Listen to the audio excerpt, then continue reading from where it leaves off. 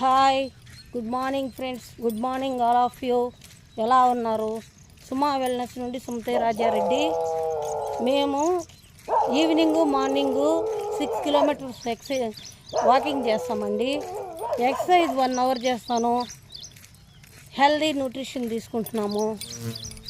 మేము హెల్దీగా బ్రేక్ఫాస్ట్ తీసుకుంటామండి.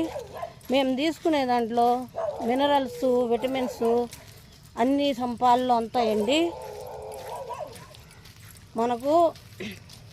మనం ఓవర్ వెయిట్ వల్ల చాలా నష్టాలు ఉన్నాయండి.